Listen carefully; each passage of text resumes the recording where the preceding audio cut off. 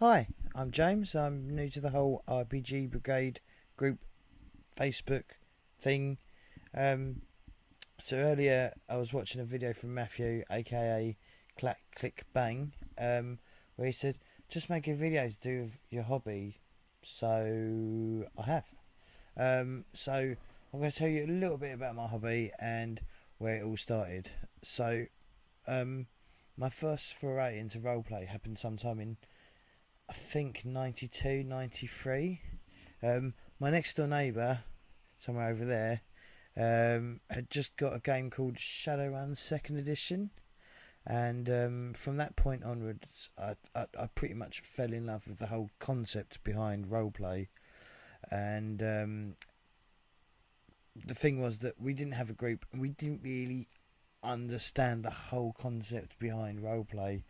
So basically, we just made characters and talked about it, and sort of like looked at all the lore and all the cyber gear, and oh god, it was good. I mean, we both did Warhammer and Warhammer 40,000. That's one of the first like ins into the general open hobby. The first thing actually was a game by Games Workshop and MB Games called Hero Crest that I got in, I think, on a Christmas in 98 or 99. Sorry, not 98, 99. 88, 89. I can't remember. I think it was 89, and then Space Crusade I think was in 90, but I can't actually remember. Um, so it wasn't until like a Christmas, I think a Christmas about a year or two after, I saw this game called Shadowrun Second Edition, that my next door neighbour told me that he and I had been invited round one of his school friends' house to play a game of role play. So I was like, yeah, I'm well up for that. It's not like I did anything on Christmas Eve anyway. So the two of us went there, and our first, well, my first game, I think, to ever play ever was Ravenloft Masquerade of the Red Death. And I can remember my first character. It was a soldier hailing from Victorian London, where the game was, funnily enough, set.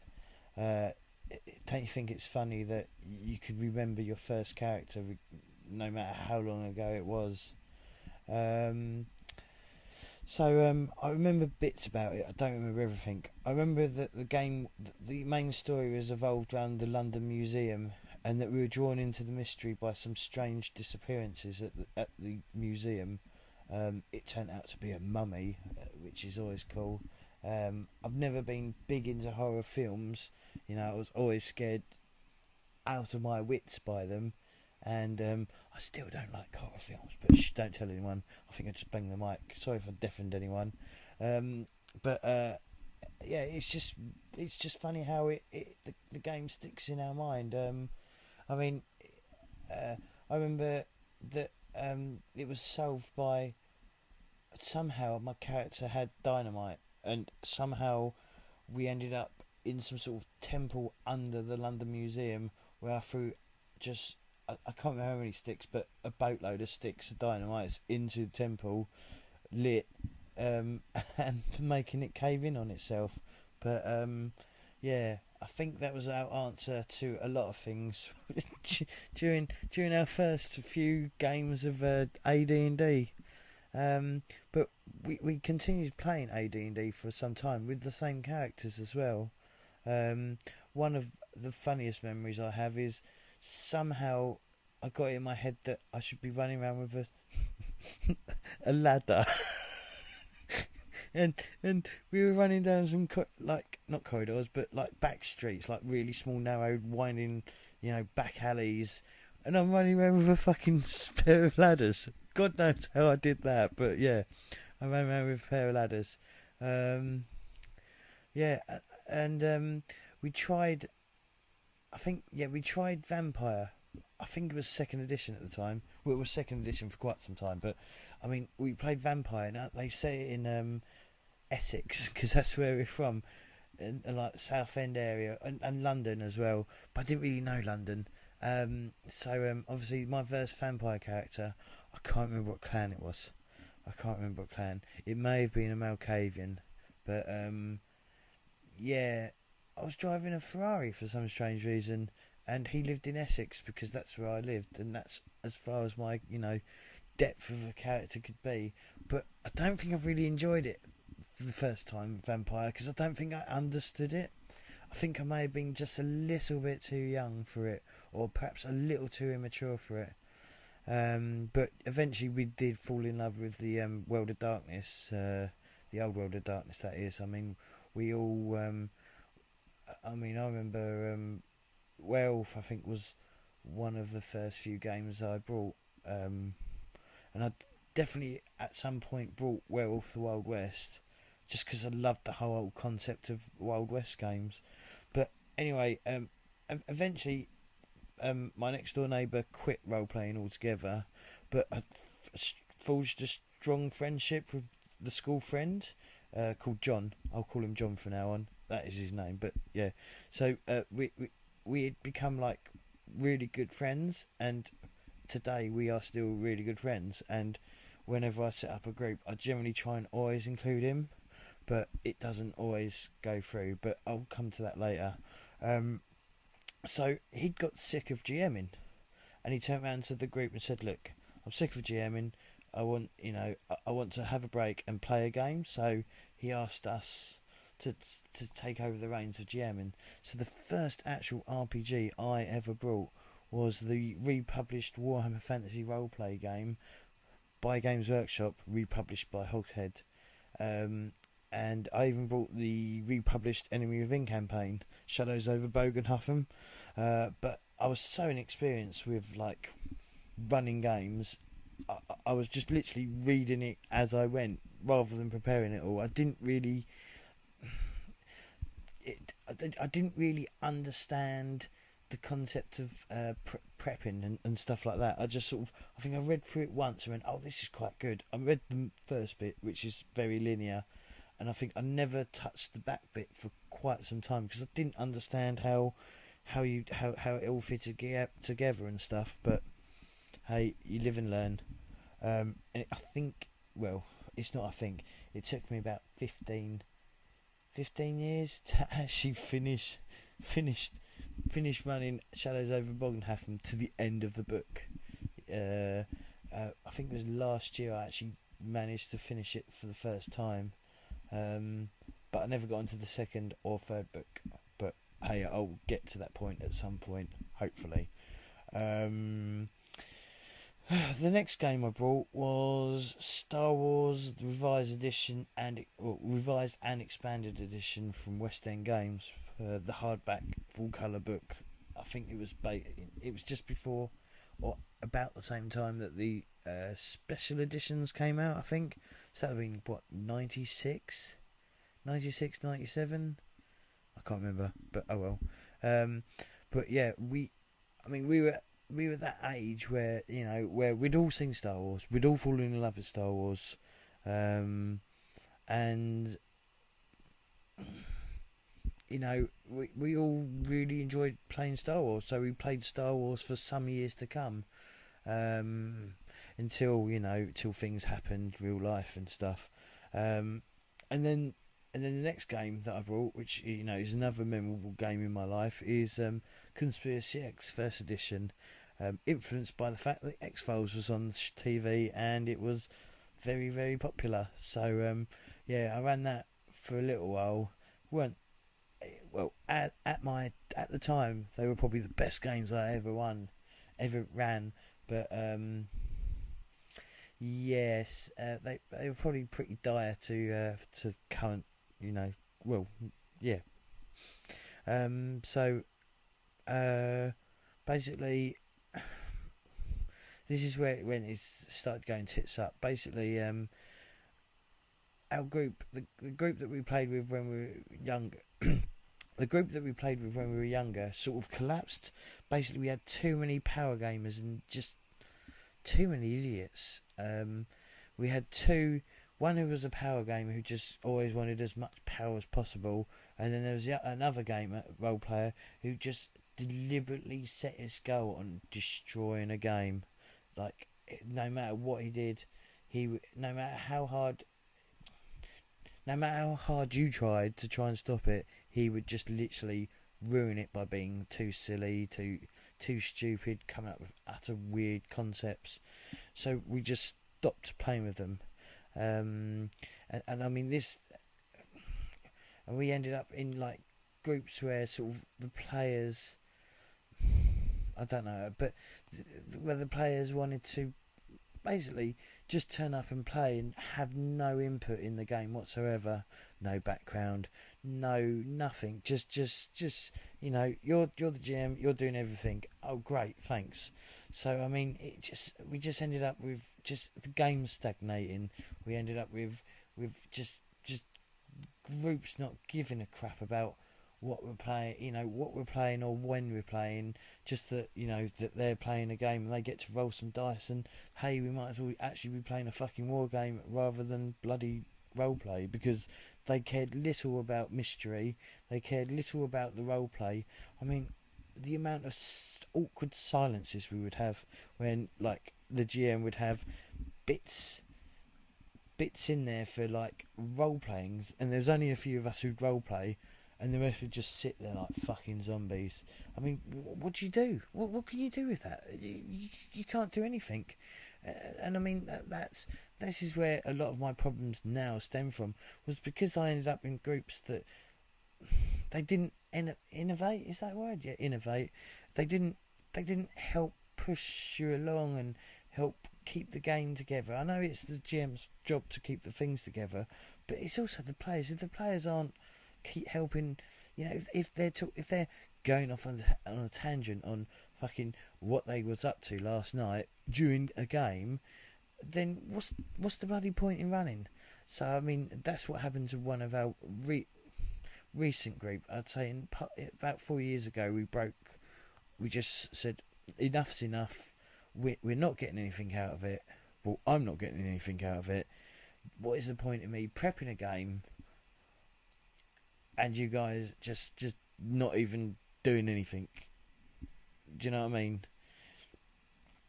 So so basically that has been the main problem throughout our entire experience. I say our because obviously me and my best mate, we're generally like an item. Not an item.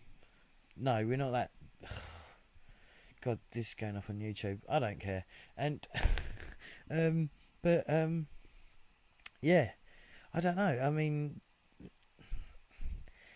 this is where the problem comes from, because basically because the games became so stagnated and so repetitive, and they were just like, all they wanted to do was roll some dice and kill things.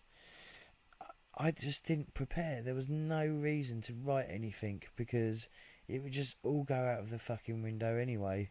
Literally, it would all go out of the window. And you couldn't... They didn't like it was too linear, because, they'd have no freedom, and they'd deliberately try and go off the rails anyway. But you wouldn't... I mean, I don't like playing linear games. That's not what I want. I want like a game that involves investigation, mysteries, actual fucking role play. Intrigue is brilliant as well. I love intrigue in games, and I love foreshadowing as well, like things like little hints in like earlier sessions that eventually become something important later on. They go, oh no.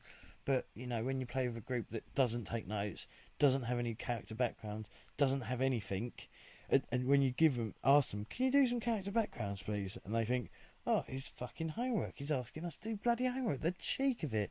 Oh yeah. So yes, that ended. And we eventually got into a new group. We were playing at a music studio. One of my mates who I got involved with owned a music studio, so we ended up playing there, and one of the guys ran a game of Deadlands, classic Deadlands. I mean, I owned the previous Deadlands, because not previous, the newer version, Savage Worlds or Deadlands Reloaded, and I mean, when we were younger, we did once played the first edition Deadlands at some point, and I just remember it being really. I don't know if I liked it because I may have not really understood the concepts or the just the thing behind the game, the system behind the game.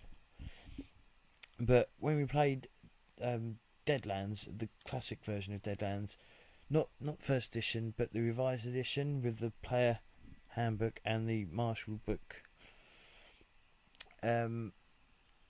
I just fell in love with it. I just it's just I just loved the. I know the system is a bit crunchy. Well, not a bit crunchy. It is crunchy, but it's not massively crunchy. But I just love the fact that you use a poker deck to make your character. Fucking awesome! How cool is that? You draw 12 cards, discard 2. If you pull any jokers, you've got a mysterious background. It's like it does sort of remind me of World of Darkness, but sort of like pulpish, sort of steampunkish, set in the Weird West. Well, alright, set in the West, but not the okay. But yeah, and I started to run a game for Deadlands because I've fallen in love with it, and when I had Werewolf the Wild West, I had this idea of basically a mountain that's got a worm in it. A worm, is that the right term? And its influence was bleeding over the gold, and when they took the gold out of it, its influence sort of like spread throughout the town like a sort of a virus. And I never actually got to play in the game. Play in that sort of setting that I made, and I thought, I'm gonna just because this is years ago, so it's all gone. All that stuff was probably thrown away or something. So I sort of recreated it in Deadlands, and I called it, Redemption. Red Dead Redemption had recently just come out, so a lot of us were playing Red Dead Redemption. So I called it Redemption Rock. I set it in Wyoming, somewhere near the Black Hills, sort of on the borders of Wyoming and wherever Deadwood is, somewhere near there. Near Cheyenne, sort of like northwest of Cheyenne, and it was really good. Basically, I had this idea that one of the Manitous wanted to come through, and then I read Doomtown or Bust. So this idea that I had, this great idea I had already been done, and unfortunately, the group eventually fell apart. People sort of couldn't afford to go because it was at the studio. People had to travel. My car, I couldn't afford to run my car anymore, so I couldn't get there anymore, and it sort of like died. And that was about a year, just over a year ago, sometime in May, just before May last year. It sort of like stopped, and since then, I haven't really done much. I think around November, December time, I got the new Star Wars Edge of the Empire beta book. I think I got that in October, actually, the end of October, and I was like, oh, this is really good. I really like this, and decided I'll try that. So I had a way of getting to the studio. So I spoke to the guy that owns the studio, and we arranged to get a group together. I put some like feelers out on the old interweb, and I got a person interested from the internet, and he had a group that met fairly irregularly. And so we started doing Star Wars. The unfortunate thing is, a lot of the people that we had brought in were sort of stuck in the mud. You can't use custom dice. Oh, no, why can't you just roll normal dice? This makes no sense. But don't get it. And eventually that stopped because basically it was close to Christmas. A lot of people couldn't make it because of Christmas. And so one of the guys turned around and said, right, that's it, we haven't met for 3 weeks, I've got no interest in playing anymore. Okay, but you do understand it? No, no, don't care. So that ended, and then that fell apart, and yeah, that's really about all I've been doing. A place called Tabletop Nation opened up in my local town. I live in Hockley in Essex, and in Tabletop Nation, I don't know if you've ever heard of them, Beast of War thing, Wayland Games maybe. Yeah, but they moved to Hockley from Southend, so I started going there because obviously role play, war games and role plays go quite close hand in hand, and yeah, I was mistaken. And yeah, it's sort of just I managed to meet someone who had a group that met on a semi-regular basis, so I started. We arranged to start, or I arranged with them his group to run a game of Deadlands, and so far they've been really enjoying it. Other than that, I'm desperate for a new group.